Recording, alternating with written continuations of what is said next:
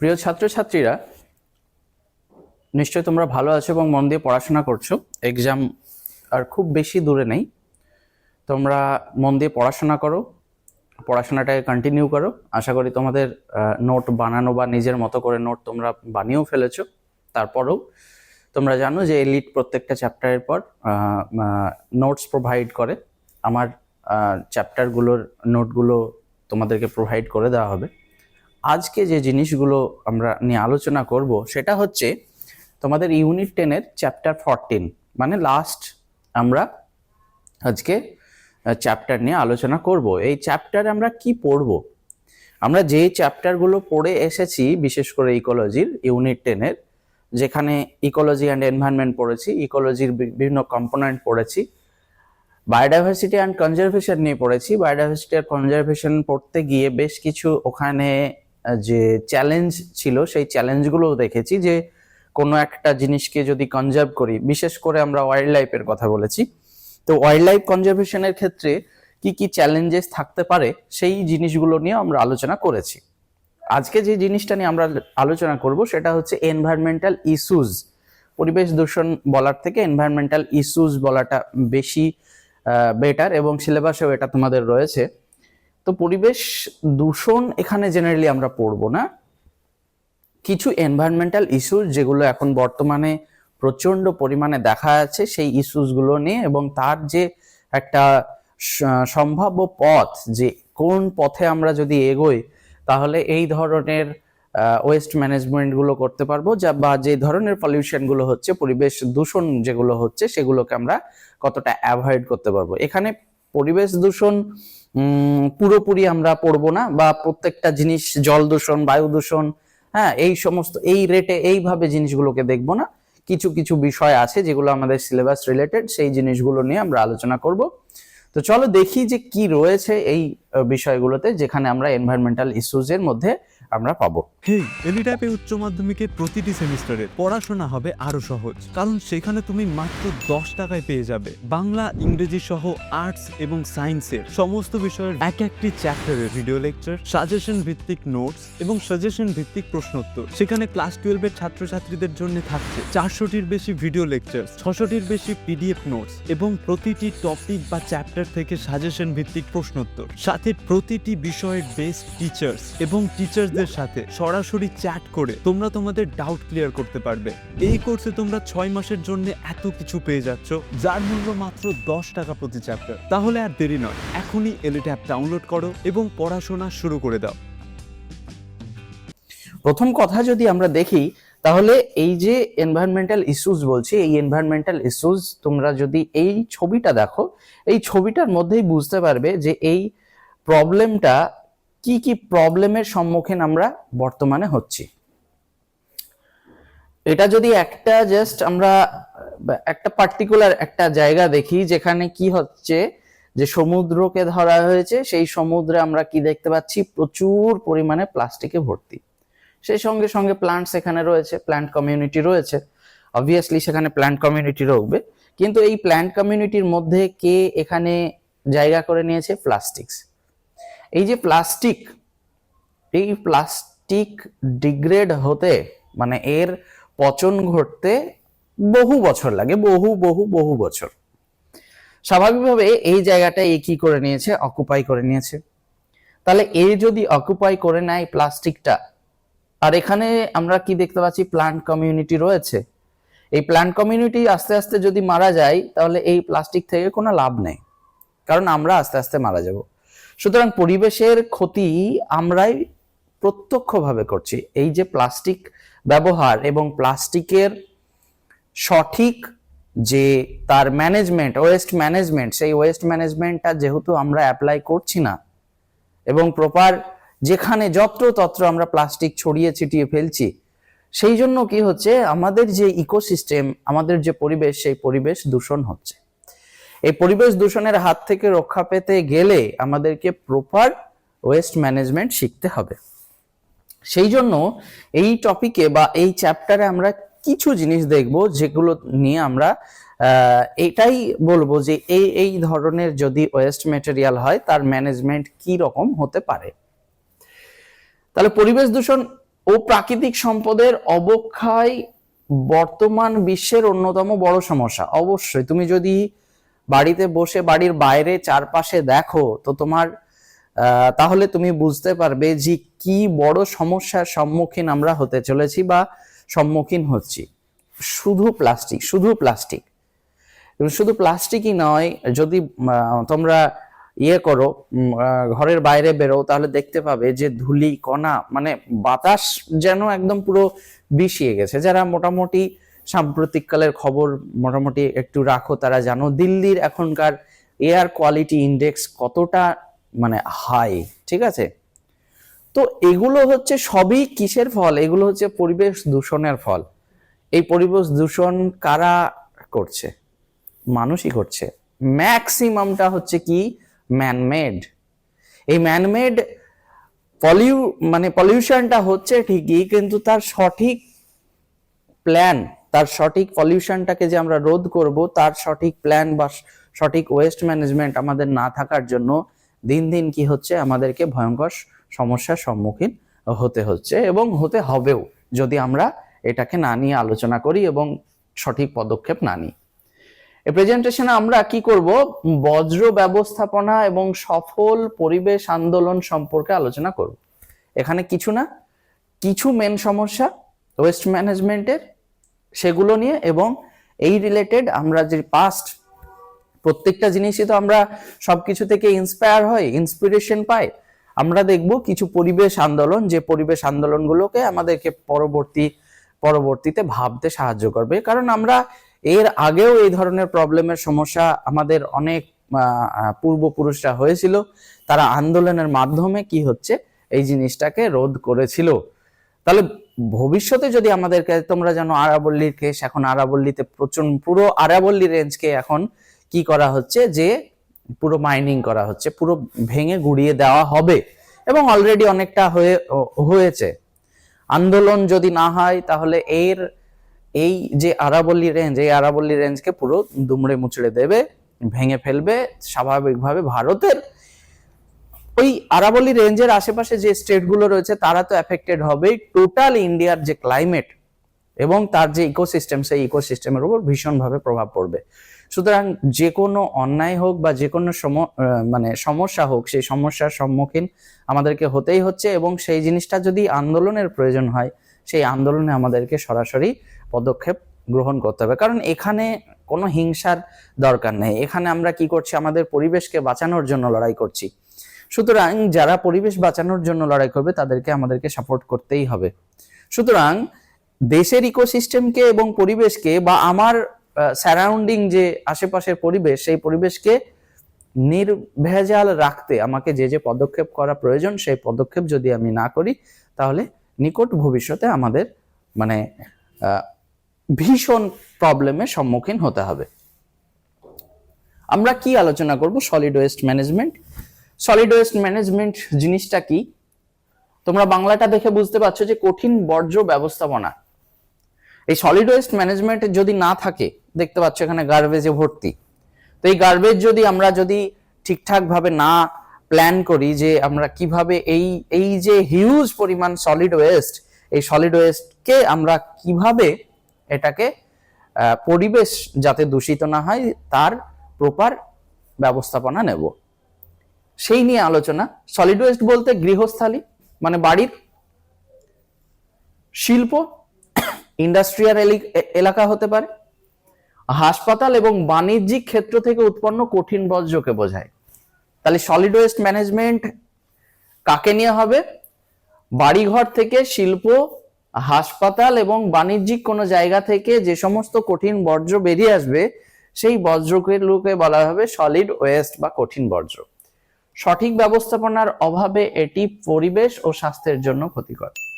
পরিবেশের জন্য তো ক্ষতিকর বটেই, স্বাস্থ্যের উপর ভীষণ হিউজ একটা ইম্প্যাক্ট ফেলে। যার ফলে কি হচ্ছে, এই সলিড ওয়েস্টের আমার প্রপার ম্যানেজমেন্টের প্রয়োজন। Without proper plan, without proper management, solid ওয়েস্টকে আমরা পরিবেশ থেকে কখনোই নির্মূল করতে পারবো না। সুতরাং আমাদেরকে এমন একটা প্ল্যান বানাতে হবে, এমন প্ল্যানে এগোতে হবে, প্রত্যেকটা মানুষকে এবং প্রত্যেকটা অ্যাডমিনিস্ট্রেটিভ যে আমাদের রয়েছে, প্রশাসন রয়েছে, প্রশাসন এবং পাবলিক এই দুজনের যদি কোঅর্ডিনেশন ঠিক না থাকে তাহলে কিন্তু পরিবেশকে বাঁচানো যাবে না। হঠাৎ সরকার একটা প্ল্যান করলো, সেই জিনিসটাকে মানুষ যদি মানে সেটাকে ইমপ্লিমেন্ট না করে, সেটাকে যদি অ্যাপ্লাই না করে, তাহলে কিন্তু সমস্যা, তাহলে পরিবেশকে আমরা বাঁচাতে পারবো না। কারণ আলটিমেটলি তারা প্ল্যান মেকার আর আমরা হচ্ছি এক্সিকিউট করব। যদি আমরা এক্সিকিউট না করতে পারি তাহলে এইসব এত হম্বিতম্বির কোনো প্রয়োজন নেই। সুতরাং যখন কোনো একটা প্ল্যান আসবে যেটা পরিবেশ বান্ধব, সেই পরিবেশ বান্ধব প্ল্যানের সপক্ষে আমাদেরকে দাঁড়িয়ে থাকতে হবে, ঠিক আছে? এটা যেন মাথায় থাকে। ওকে, সলিড ওয়েস্ট ম্যানেজমেন্টের ধাপ। সলিড ওয়েস্ট ম্যানেজমেন্ট যদি দেখি তাহলে আমরা কি দেখতে পাবো, বেশ কিছু স্টেপে হয়। কি কি স্টেপে হয়? প্রথমে হচ্ছে কালেক্ট করা হয়, তাহলে প্রথমে হচ্ছে কালেকশন। তাহলে যে সলিড ওয়েস্টটা আমরা বিভিন্ন ইন্ডাস্ট্রিয়াল এরিয়া হোক বা তোমার কোনো কমার্শিয়াল ফ্যাক্টরি হোক বা হাসপাতাল হোক বা বাড়িঘর হোক, সেই জায়গা থেকে আমাদেরকে প্রথমে কি করতে হবে, কালেক্ট করতে হবে। তাহলে প্রথমে আমরা কি করছি, কালেক্ট করছি, কালেকশন। নেক্সট, বর্জ্যের পৃথকীকরণ। এবার একটা বর্জ্য যদি আমরা দেখি, একটা বাকেট, এই যে বাকেট, সাপোজ এখানে আমরা, এটা হচ্ছে ডাস্টবিন, যেখানে আমরা বজ্রগুলো কি করছি, প্রতিদিন ফেলছি। তাহলে এখানে দেখতে পাচ্ছি যে এখানে এটো, ভাত, মাছের কাটা সবকিছু এখানে পড়ে রয়েছে। এখানেই আবার কি করছি, একটা প্লাস্টিকের বোতল ফেলে দিচ্ছি।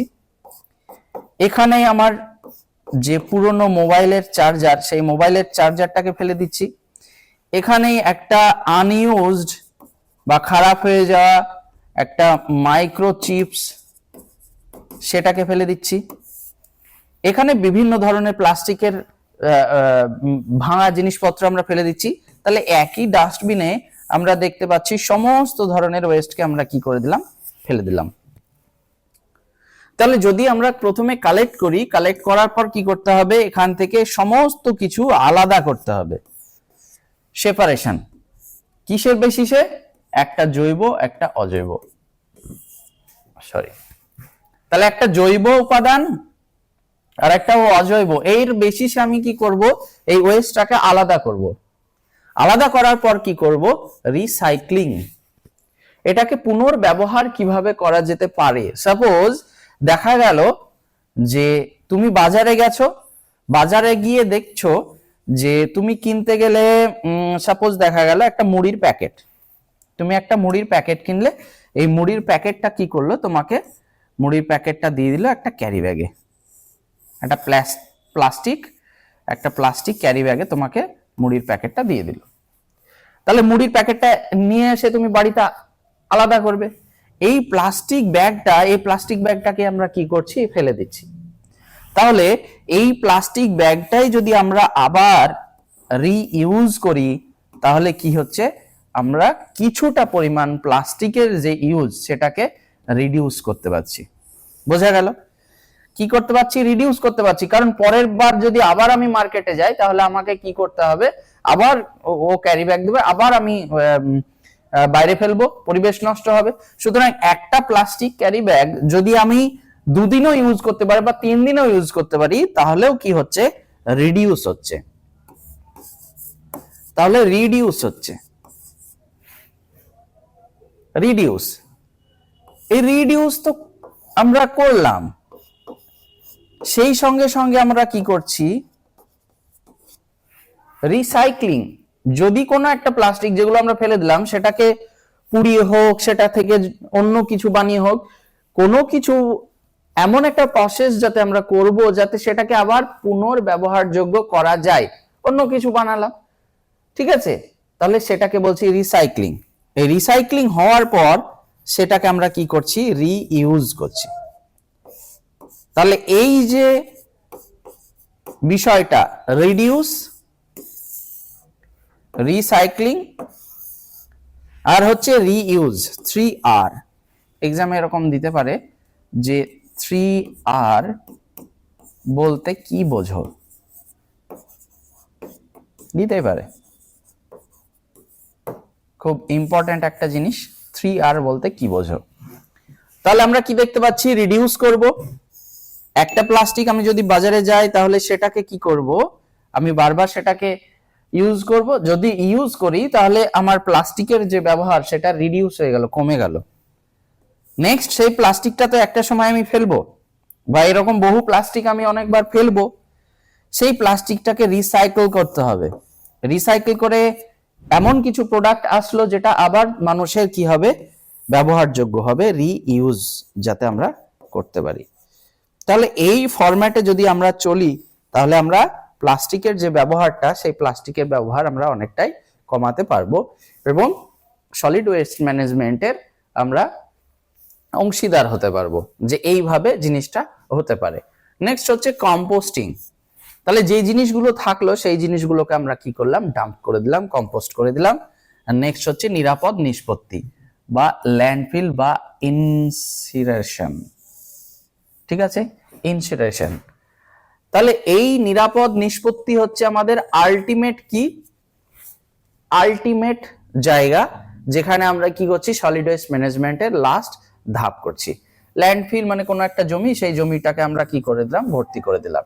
ঠিক আছে, তাহলে এই পদ্ধতিতে যদি আমরা এগোই তাহলে আমরা কি দেখতে পাবো? যে সলিড ওয়েস্ট ম্যানেজমেন্ট আমরা দেখতে পাবো। প্রথম, যদি আমরা ছবির মাধ্যমে দেখি তাহলে আমরা প্রথমে কি করছি? West collection from different points. সেই ওয়েস্ট কালেকশনটা, কালেক্টেড যে ওয়েস্ট, সেটা কোথায় গেল? কালেকশন সেন্টারে গেল। এখানে যাওয়ার পরে সেটা আমরা কোথায় নিয়ে আসছি? এই যে টোটাল কালেক্টেড ওয়েস্টটাকে, সেটাকে নিয়ে আসছি। নিয়ে আসলাম, নিয়ে এসে আমরা কিছু সর্টিং অফ ওয়েস্ট, তাহলে কালেকশন সেন্টারে নিয়ে এসে সেটাকে সর্টিং করছি। তার মানে এই যে সর্টিং বলছি, এটা জৈব নাকি অজৈব তার বেসিসে। যদি এটা জৈব হয়, যদি অর্গানিক হয়, তাহলে অর্গানিক যদি ওয়েস্ট হয় তাহলে সেটা ইজিলি কম্পোস্টিং এর সুবিধা। এই যে যদি দেখালো পচা ভাত, পাতা, ঠিক আছে, এই সমস্ত জিনিস চলে আসছে, বা অনেক বায়োডিগ্রেডেবল কিছু প্রোডাক্ট থাকে, সেই জিনিসগুলো যদি আমরা মাটিতে বা কোনো একটা জায়গায় ফেলে দিই, সেটা ওয়েস্ট মানে সেটা ডিকম্পোজ হয়ে যাবে। কিন্তু আমরা যদি প্লাস্টিককে ভাবি তাহলে প্লাস্টিককে আলাদা করতে হবে, তার একটা আলাদা প্ল্যান রয়েছে। তাহলে এই জায়গাটায় এসে আমরা শর্টিং করছি, শর্ট আউট করছি যে জৈব কোনটা আর অজৈব কোনটা। বোঝা গেল? এখান থেকে আমরা কি করলাম? যে একটা নন ইউজেবল ওয়েস্ট পাচ্ছি আর একটা ইউজেবল ওয়েস্ট পাচ্ছি। এই যে নন ইউজেবল ওয়েস্ট, এটাকে আমরা নিয়ে গেলাম কোথায়? ডিসপোজাল সেন্টারে। ডিসপোজাল মানে কি? এখানে সব নষ্ট করে দেওয়া হবে, ডিসপোজ করে দেওয়া হবে। তাহলে এখানেই কি হচ্ছে? ফাইনাল ডাম্পিংটা হচ্ছে। ফাইনাল ডাম্পিং বা নিরাপদ নিষ্পত্তি, মানে ফাইনাল আমরা এই জিনিসটাকে ডিসপোজ করে দিচ্ছি। তাহলে ডিসপোজাল সেন্টারে এসে আমরা যেটা ইউজ করতে পারবো না সেই ওয়েস্টটাকে কি করলাম? ডিসপোজ করে দিলাম। এখান থেকে ইউজেবল যে ওয়েস্টটা, এই ইউজেবল ওয়েস্টটা কোথায় আসলো? ট্রিটমেন্ট ফ্যাসিলিটিতে, যেখানে কি করতে পারবে? এখান থেকে আবার কিছু প্রোডাক্ট আমরা তৈরি করতে পারবো। সেখান থেকে প্রোডাক্ট তৈরি করে আমরা কি করছি? আবার সেটাকে রিইউজ করছি, মার্কেটে লঞ্চ করলাম। বোঝা গেল? তাহলে দুটো, একটা নন ইউজেবল ওয়েস্ট, একটা ইউজেবল ওয়েস্ট। নন ইউজেবল ওয়েস্ট চলে যাবে ডিসপোজাল সেন্টারে, ইউজেবল ওয়েস্ট চলে আসবে ট্রিটমেন্ট ফ্যাসিলিটি সেন্টারে। ট্রিটমেন্ট ফ্যাসিলিটি সেন্টার এ কি করবে? ওয়েস্ট প্রসেসিং করবে। এই ওয়েস্ট প্রসেসিং এর মাধ্যমে এ কি তৈরি করবে? কিছু প্রোডাক্ট তৈরি করবে, যে প্রোডাক্টগুলো আমরা আবার পরে মার্কেটে ছাড়বো, যেটা ইউজ করতে পারবো। বোঝা গেল? এই হচ্ছে একটা proper plan of solid waste management. এই পদ্ধতিতে যদি আমরা না চলতে পারি তাহলে সলিড ওয়েস্ট নিয়ে ভবিষ্যতে বহু কষ্ট আমাদের জন্য অপেক্ষা করছে। ঠিক আছে, সলিড ওয়েস্ট ম্যানেজমেন্টের গুরুত্ব কি? আমরা কেন করব? এক তো হচ্ছে পরিবেশ দূষণ হ্রাস, অবভিয়াসলি। রোগ প্রতিরোধ, এখানে রোগ প্রতিরোধ বাড়ে, সলিড ওয়েস্ট ম্যানেজমেন্ট যত বাড়বে তত রোগ প্রতিরোধ বাড়বে। প্রাকৃতিক সম্পদের সংরক্ষণ, আমাদের যে ন্যাচারাল অ্যাসেট রয়েছে, ওয়াইল্ড লাইফ রয়েছে, সেই সমস্ত জিনিসের সম্পদের সংরক্ষণের জন্য এবং টেকসই উন্নয়ন নিশ্চিতকরণ, যেটাকে আমরা কি বলি ইংরেজিতে বলা হয়, এখন যেটা একদম বার্নিং একটা জায়গা, সবাই এটা নিয়ে এখন চিন্তা করছে, সেটা হচ্ছে যে সাস্টেনেবল ডেভেলপমেন্ট। Sustainable development. তাহলে এই যে সাস্টেনেবল ডেভেলপমেন্টের কথা বলছি, এই সাস্টেনেবল ডেভেলপমেন্ট তখনই সম্ভব পসিবল যখন আমরা একটা প্রপার প্ল্যানিং মেনটেন করব। প্রপার প্ল্যানিং থাকবে কিসের জন্য? Solid waste management.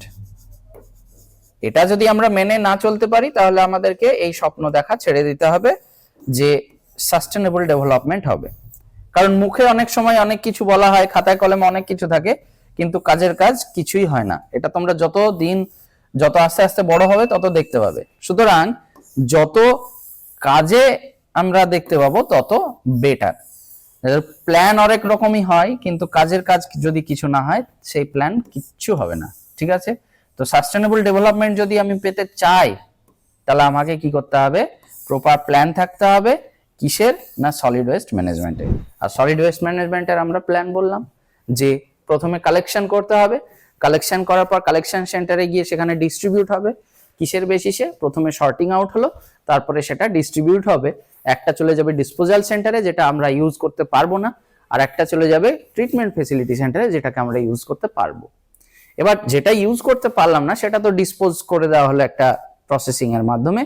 কিন্তু যদি আমরা যেটা ইউজ করতে পারবো সেখান থেকে কোনো প্রোডাক্ট তৈরি করা যায়, তাহলে সেটা ট্রিটমেন্ট ফেসিলিটিতে কি হবে? ওয়েস্ট প্রসেসিং হবে। প্রসেসিং এর হওয়ার পর একটা প্রোডাক্ট তৈরি হলো, সেই প্রোডাক্টটাকে আমরা মার্কেটে লঞ্চ করলাম। ঠিক আছে? ওকে, তাহলে এই সমস্ত জিনিসের জন্য এই 4টে পয়েন্ট দিয়েছি, কিন্তু এই 4টে পয়েন্ট পুরো ইকোসিস্টেমটাকে ধরে রয়েছে। সুতরাং এই জিনিসগুলোর উপর যদি আমরা ফোকাস দিই যে এই জিনিসগুলোর জন্যই আমাদেরকে কি করতে হবে? সলিড ওয়েস্ট ম্যানেজমেন্টটাকে প্রপারলি অ্যাকসেপ্ট করতে হবে এবং মেনে চলতে হবে, তবেই সম্ভব। না হলে অদূর ভবিষ্যতে আমাদের বললাম যে খুব কষ্ট রয়েছে। নেক্সট হচ্ছে আর একটা জিনিস, সেটা হচ্ছে রেডিও অ্যাক্টিভ ওয়েস্ট ম্যানেজমেন্ট। তাহলে প্রচুর পরিমাণে এরকম কিছু যে অ্যাটমিক রিসার্চ সেন্টার থাকছে বা অন্যান্য জায়গায় যেগুলোতে এই ধরনের রেডিও অ্যাক্টিভ মেটেরিয়াল ইউজ হচ্ছে, সেগুলো থেকে প্রচুর পরিমাণ ওয়েস্ট মেটেরিয়াল ইউজ হয়, তৈরি হয়। সেই ওয়েস্টগুলোকে আমরা যদি ঠিকঠাক ভাবে ম্যানেজ না করতে পারি তাহলে কিন্তু প্রচুর পরিমাণ রোগ হবে, রেডিয়েশন হবে, মানুষের মিউটেশন হবে, আস্তে আস্তে পুরো ইকোসিস্টেমটা কি হবে? কোলাপস হয়ে যাবে।